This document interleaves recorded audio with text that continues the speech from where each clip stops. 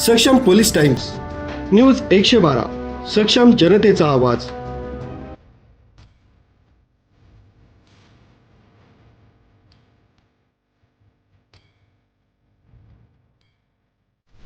गेल्या 3.5 वर्षांपासून बंद अवस्थेत असलेल्या वसाका साखर कारखान्यात सुमारे 25,000 रुपये किंमत असलेले वेल्डिंग मशीन चोरत असताना वसाकाच्या सुरक्षा कर्मचाऱ्यांनी एकाच रंगे हात पकडलाय।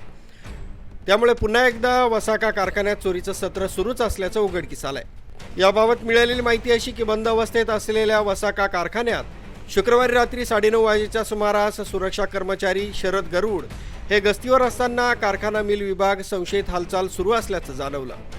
त्यांनी आपल्या जोडीदाराला बरोबर घेऊन मिल विभागात प्रवेश केला असता 3 तरुण जुने वेल्डिंग मशीन खोलत असताना दिसून आले। सुरक्षा कर्मचाऱ्यांना पाहताच या चोरट्यांची पाचावर धारण बसली। त्यांनी तत्काळ तिथून पळ काढण्याचा प्रयत्न केला।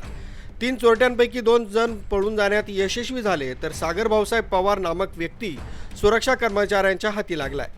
याबाबत अधिक चौकशी केली असता त्यानं आपल्याबरोबर आणखीन 2 साथीदार असल्याचं सांगितलंय। दरम्यान सदर घटना वाऱ्याप्रमाणे परिसरात पसरली। तसंच घटनास्थळी रात्रीच्या अंधारात मोठी गर्दी जमा झाली। या जमावानं चोरट्याला चांगलाच चोप दिला। देवळा पोलिसांना माहिती मिळताच पोलीस कर्मचारी संदीप चौधरी तसंच कोरडे तत्काळ घटनास्थळी धाव घेत हजर झाले, तसंच चोरट्याला ताब्यात घेतलं। याबाबत सुरक्षा कर्मचारी कैलास तुळशीराम निकम यांनी देवळा पोलीस ठाण्यात तक्रार दाखल केली असून शनिवारी दुपारी याबाबत चोरीचा गुन्हा दाखल करण्यात आलाय।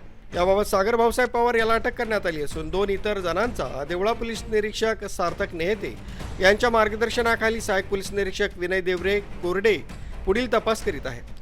अपुरा सुरक्षा कर्मचारी वर्ग व आवारात सर्वत्र रात्रीच्या अंधाराचं साम्राज्य आहे। यामुळे चोरट्यांचं चांगलंच फावलं असून याआधी सुद्धा अनेक वेळा वसाकाच्या आवारात चोरीच्या घटना घडल्या आहेत। न्यूज ब्युरो सक्षम पोलीस टाइम्स न्यूज 112 देवळा।